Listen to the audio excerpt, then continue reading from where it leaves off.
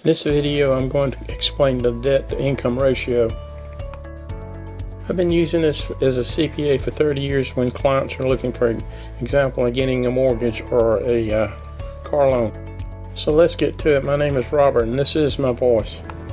People ask what a debt-to-income ratio is.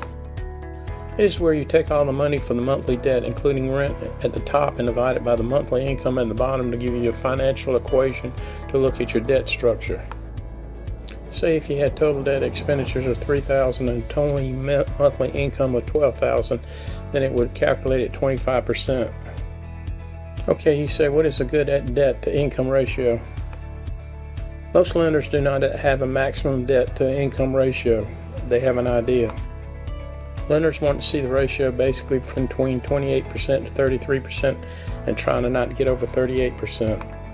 I've done a lot of research and some lenders might go as far as 47%, but I wouldn't count on it. Let's put it this way, lower than 35% is great. And their feeling is 36% to 47% is adequate but needs to be improved. So what is included in debt to income ratio? The debt is all the money going to pay debt. This includes mortgage payments, car loans, credit cards, loans, even rent, alimony, child support, student loans, and other debt. The monthly income is what you can get: salary, retirement, any money that you normally get. Some of the other ratios that are considered are credit ratio formula, total debt calculation, and others. Debt to income is the same for car loans. The car loan companies are going to look at the same as the mortgage companies. The lender uses the ratio to determine whether you can afford another payment. You also got to have a decent ratio when they're looking. It is to see whether you're going to be an ideal customer or not. My past experience is to have the least amount of credit cards, mortgage payments to afford them.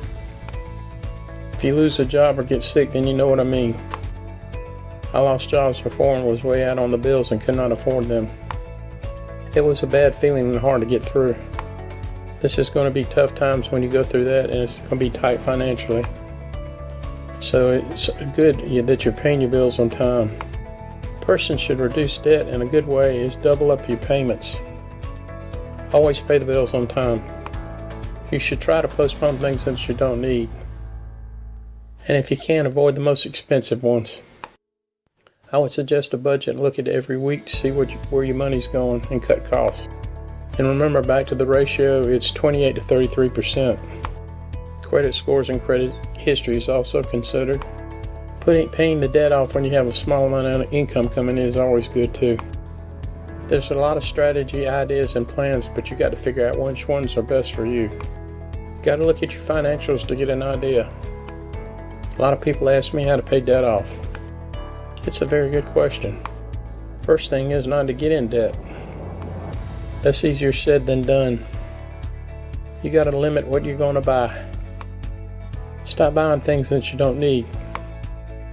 A person has to have some great money management skills. Just track your income and expenses. Take a look at your debt and make a schedule. Find out which credit cards that you have. You need to get rid of them. What other debt do you have to pay off one at a time? Make a budget and keep it to a schedule. Take a look at money coming in and what's going out. You can be taken back at things that you don't know. Try to figure out what you can save on. Things that you can do without. A budget will show you this. Eat at home instead of out. Take rides with people instead of riding alone to work. Find new ways of getting funds. Maybe your savings is not getting a higher interest rate. Is your market investments at the right funds? Maybe you could get an extra job while to help reduce your debt.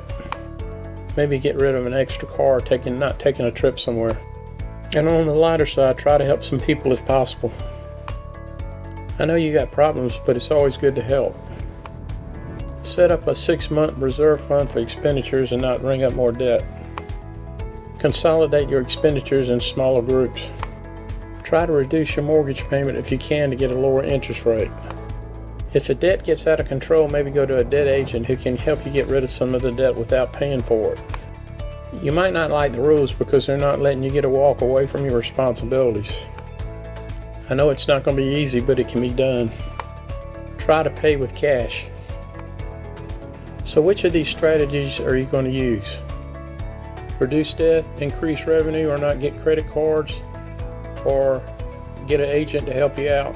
And if you like this video, I've got several coming out in the next couple of weeks, and if you would, subscribe to me and share this with other people and like it, I'd appreciate it. Please comment below.